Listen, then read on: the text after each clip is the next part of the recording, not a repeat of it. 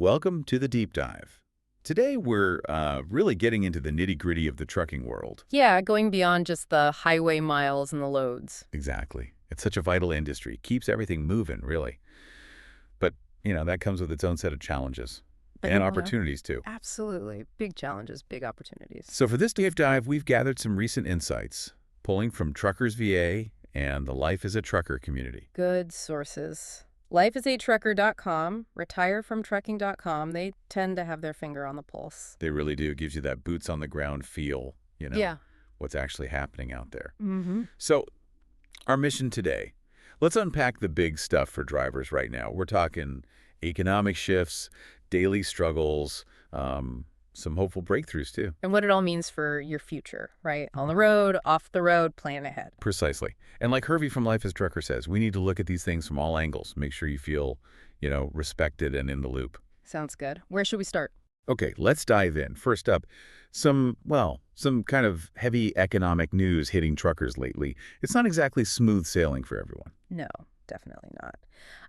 The American Transportation Research Institute, ATRI, they put out some pretty sobering numbers about driver wages early this year, 2025. Sobering how? Well, they found wage growth was only 0.9%, 0.9%. Oof, that sounds tiny. It is tiny. It's the smallest increase they've seen in years. And, when you factor in rising costs, fuel, food, everything, it's basically a pay cut. A pay cut, wow. So that really changes the game financially for drivers, doesn't it? Makes you question things long term. It does, and you're seeing different takes on this, right? How's that playing out? Well, some of the larger carriers are sort of framing it as a, quote, correction, after those big spikes during the COVID era. The boom times, when rates were sky high. Exactly. But for the drivers, the folks who felt like they really carried the country through that, it feels more like being, tossed aside is the phrase we're hearing. I can understand that feeling. Mm-hmm. What about owner-operators? Are the sources saying they're feeling this even more? Oh, absolutely. The pressure is intense. You've got high diesel costs just eating away at profits. Still high, yeah. And spot rates, those rates for immediate loads, they've fallen quite a bit. So margins are just getting squeezed from both ends. That's a tough spot. It really is. And this whole wage thing, it ties into other anxieties too, like all the talk about automation. Right, the robot trucks. Is that making people nervous? Definitely. You hear about veteran drivers thinking maybe it's time to look at getting out early. It really brings home that message from the sources. Which is? If you don't own your time, you don't own your life. It's not just about the paycheck today. It's about control over your future. And for many, that control feels like it's slipping. If you don't own your time, you don't own your life. That really sticks with you. And I guess speaking of feeling vulnerable, this isn't just financial, is it? The sources mention a rise in cargo theft, strategic theft. Yes, a sharp rise in 2025. And strategic is the key word. This isn't random smash and grabs. So what does that look like? Planned heists. Exactly. Very planned. They're using fake documents, sometimes insider info, even spoofed identities to get their hands on loads. Highly organized stuff. Wow. Where is this happening most?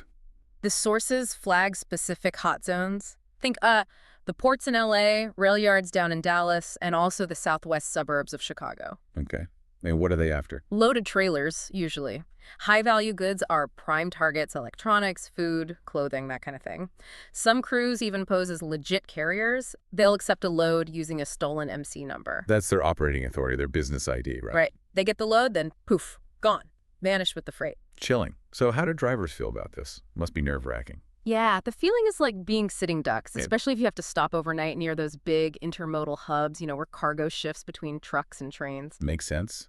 But what about the shippers, the brokers? Are they stepping up? It's mixed. They want security, sure, but they're also often chasing the absolute lowest rates, the fastest bookings. Sometimes, maybe, skipping the deep verification needed. I see. And law enforcement. They can be swamped. A lot of these cases, unless it's a really high-value load, might not get fully investigated. So what's the industry doing? Are fleets adding more security? The big ones are, yeah. They're using more tech, geofencing, tamper alerts, things like that. Geofencing, like a virtual boundary. Exactly. Alerts if the truck goes off route. But here's the problem. Many owner-operators just can't afford that kind of high-end technology, puts them at a real disadvantage. And insurance must be going up too. Through the roof. And some insurers are even refusing to cover certain goods or certain areas. Makes it even harder for the smaller guys. It's kind of a systemic issue then, not just about being careful. That's what the sources really highlight. When the tech isn't affordable for everyone and law enforcement is stretched thin, well, it falls back on the driver. Their gut feeling, their vigilance. They become the last line of defense. Pretty much. The sources are clear. Double check those load assignments, watch out for weird routing, and trust your gut. If something feels off, it probably is. Okay, so drivers are feeling squeezed financially, facing these new security threats. Hmm. It sounds tough, but it's not all doom and gloom, right? You mentioned efforts to make things fairer, fights for basic respect. Yes, definitely. And a key area here is the DataQs system.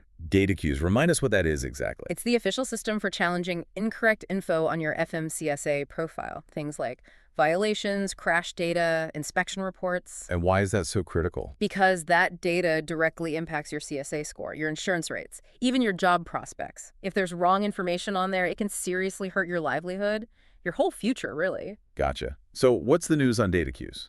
Big news, actually. The FMCSA is reopening the rulemaking process for public input. Whoa, okay. Why is that such a big deal? Because drivers have had issues with it for years. The sources talk about a lack of clear rules, no transparency, often no real way to appeal a bad decision. It felt stacked against them. Like shouting into the void. Pretty much. So this reopening, it's a chance for drivers to finally have a say in fixing a system that directly affects them every day. It's rare for the government to ask like this. So what are people hoping for with this reform? What are the different viewpoints? Well, drivers. They want faster decisions, clear rules on evidence, and a real appeal process, something fair. Makes sense. What about carriers? The large carriers often have whole teams just to handle DataQs disputes. Right. But the small fleets, the owner-operators, they often feel, steamrolled. They don't have those resources. Right. And law enforcement. Mixed views there. Some worry it could undermine enforcement. Others agree fairness and accuracy are key for the system to even work. But the fact that FMCSA reopened it, that suggests they know it needs fixing. The sources call it a rare win. So the message is clear. Drivers need to speak loud and clear now. Take this chance. Absolutely, a critical opportunity there. Yeah. Now, shifting gears slightly, but sticking with frustrations, let's talk about booting.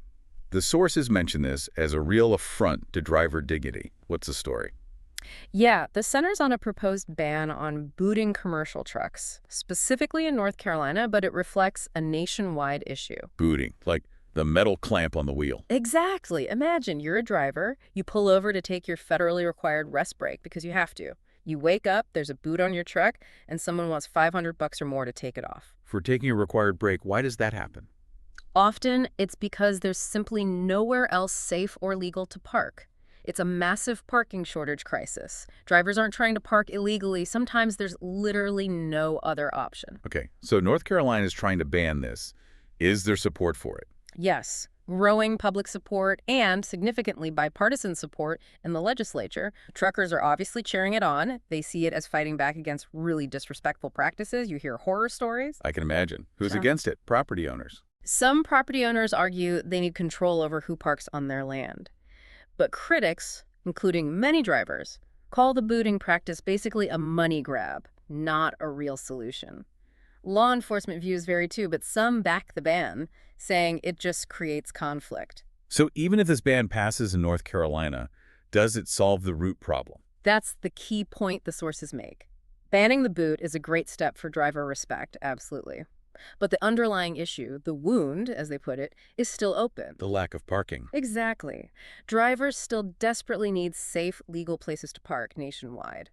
So this is one battle, but the fight for adequate infrastructure and national standards continues. It's about fundamental rights, really. Right. It's a step, but not the whole journey.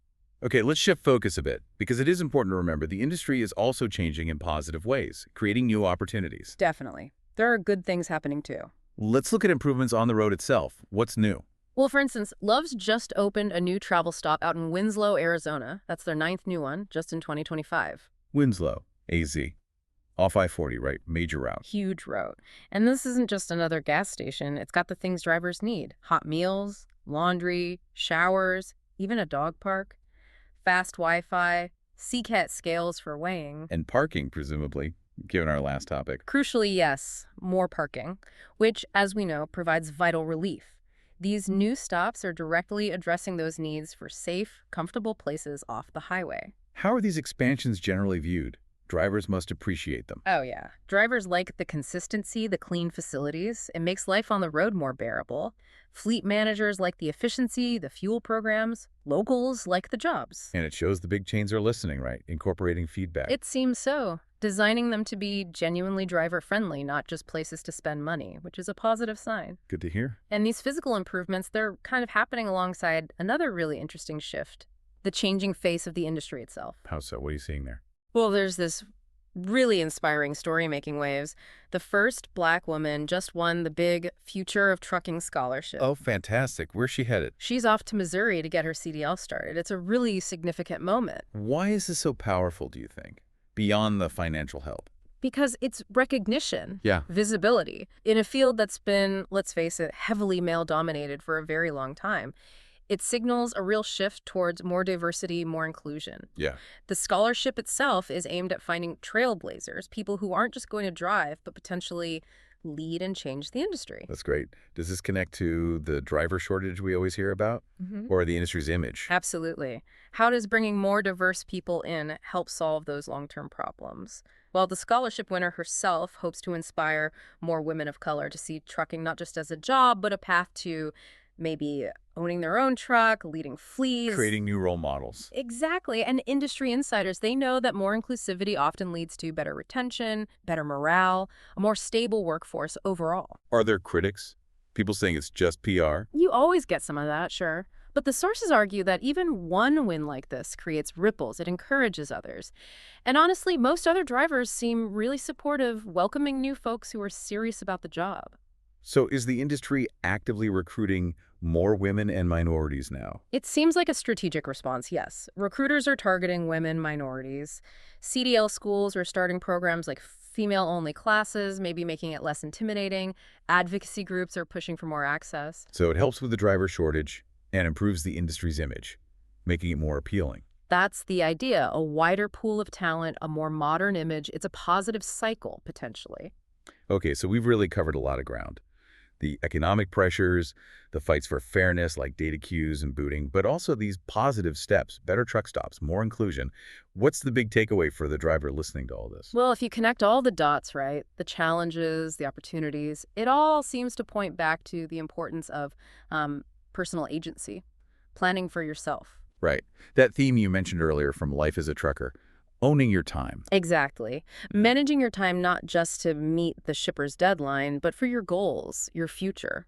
So being proactive. Yeah. Not just reacting to the industry's ups and downs, the sources talked about specific solutions. Yeah, things like learning new skills, maybe using downtime productively, and significantly building online income streams, creating a bit of a financial shield. A shield. I like that. Yeah. So you're not totally reliant on freight rates. So you can, as they say, retire when you want to. That's the goal, making trucking a pathway, maybe even a path to freedom, not just a job that traps you. And the resources mentioned can help with that. For sure. lifeasatrucker.com has a lot of general wisdom tips for the road.